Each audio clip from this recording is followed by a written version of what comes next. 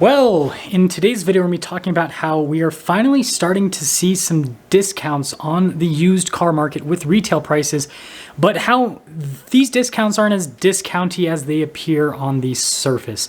But before we get into this video, as always, if you want to save time and money the next time you purchase a car, link to my car buying guide in the description down below. And then if you want to see more videos just like this, then I recommend you subscribe because I post content every single day. Let's get into it.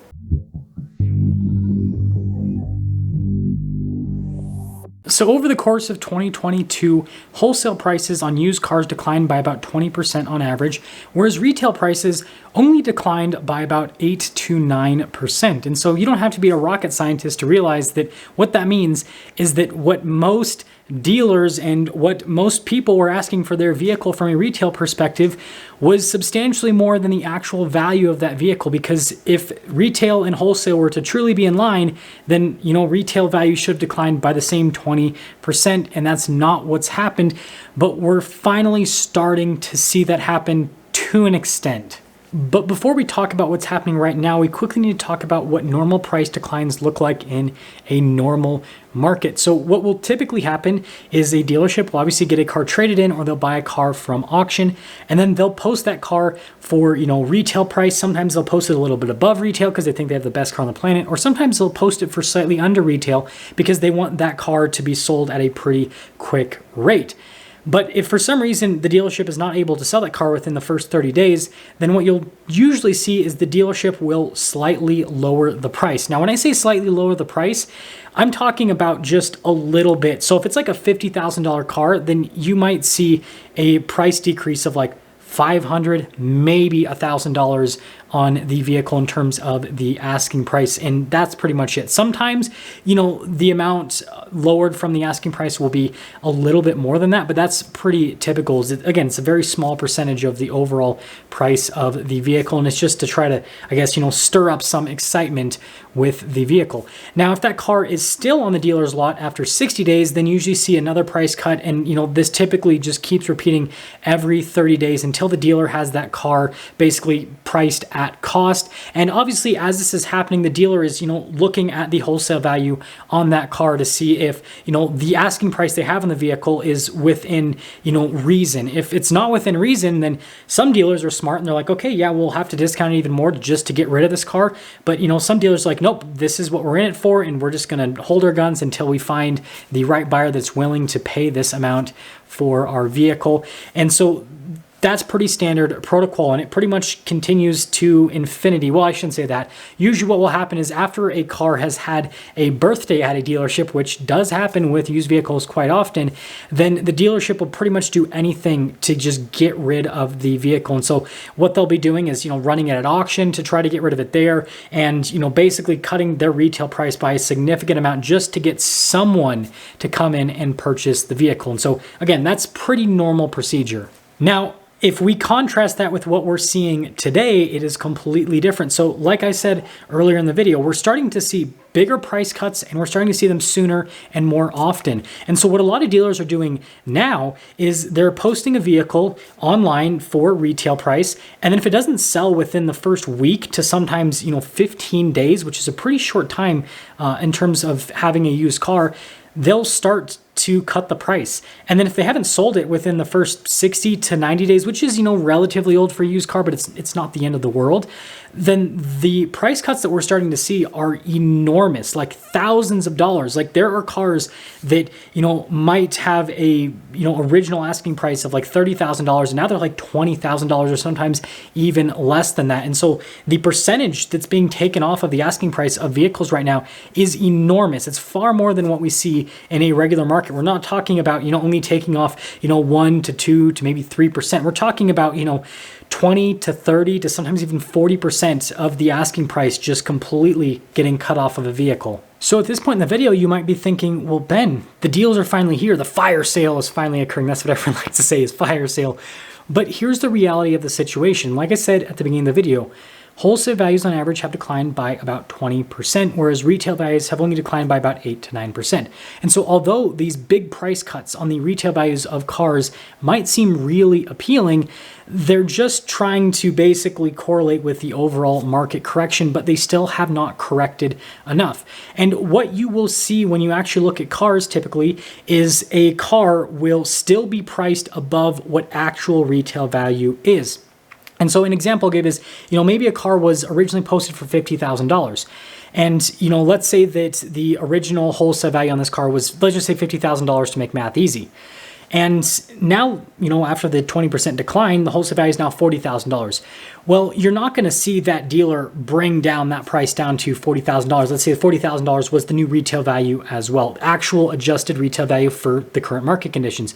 Instead, what you'll see the dealer do is they'll take their $50,000 asking price and they'll maybe go down to $45,000. And they'll say, hey, we are having a huge, again, fire sale, great deals. Go and buy this right now, $5,000 off. And it's like, okay, that might look appealing on the surface because it's like, 10% off, but it's like, you still have another 10% to go before things actually get to, actual true market value with what we are seeing. And so this is what you will see across the board when you look at all these cars that have these big price cuts. Just go in and put in the retail value of that car, and chances are you'll find that not only will that car still be priced above what current retail value is, but if you go and look at the wholesale value on that car, what you'll typically find is that it's so much higher above wholesale, and current retail is way too high compared to wholesale. Like a general rule of thumb that I usually go by is the retail value of a car shouldn't really be more than maybe 10% to maybe 20%, depending on the car, above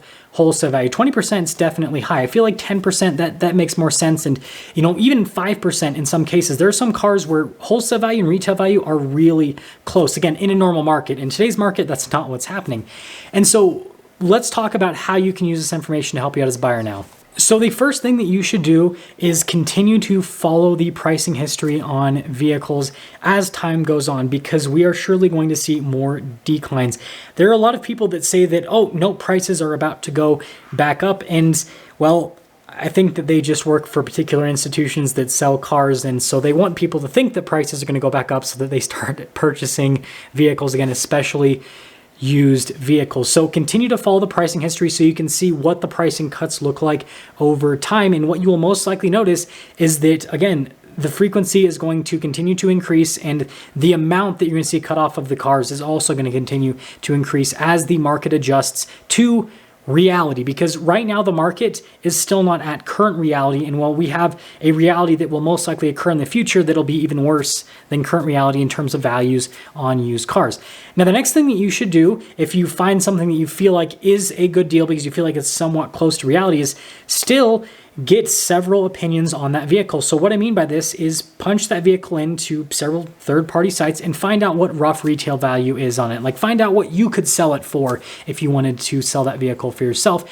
And then also get buy bids, because all you have to do to get a buy bid is just put in a VIN on a car and miles on a car, and most third-party buying sites will give you a buy bid. And this will let you know roughly where wholesale value is. And if you notice that there's a huge gap between the asking price and wholesale value in that car, then that tells you that, well, that dealer either isn't in check with reality, or the whole market itself with that particular car isn't in check with reality yet in terms of the retail value. It doesn't matter which party is in line with that. It just matters that it's overpriced for what it is from a wholesale perspective to, retail value. And so what that'll then let you do is to wait even longer. I know that's not exciting, but that's the best thing for you to do financially if the pricing still isn't in line. So in summary, dealers are starting to lower the asking prices for their used inventory, and a lot of these price cuts are pretty big, and so it's making some cars look pretty appealing because of where they're priced at now, and again, because of the big price cuts.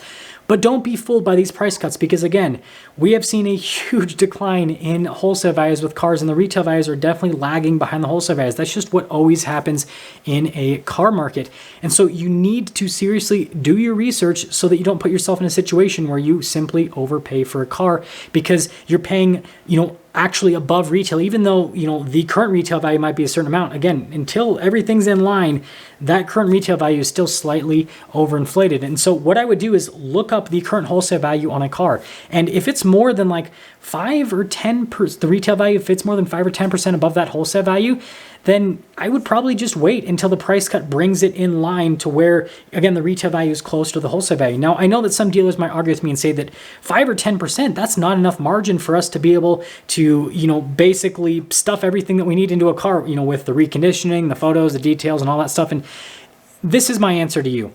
When I worked in the car business, the amount of markup that we had on the average used vehicle was horrible. And that's because that's what you see in a normal market. Like, I remember after reconditioning, after detail, after photos and all that, a lot of the used vehicles that we had only had a markup of like sometimes as little as 1%. And, you know, maybe if we were like really good in the car, then it was like 2 to 5%. That's a normal market. It's like the margins are super tight on the vehicle itself. And that's because, again, the dealership expects to make money in other places with warranties in the finance office, and then with accessories over in the service department, and frankly, just with general servicing in the service department as well. And so, yeah, some dealers might get frustrated with me for saying this, but it's just the reality of the situation that we are veering back towards is, again, a normal market where the profits aren't made on the vehicle itself. The profits are made on the services that surround the vehicle. So that's going to sum things up for today's video, talking about how retail values are starting to get closer to reality, but they're not quite there yet. I want you guys to let me know what you think about this whole situation and what your game plan is moving forward with everything that we are currently seeing in the market. And with that being said, well,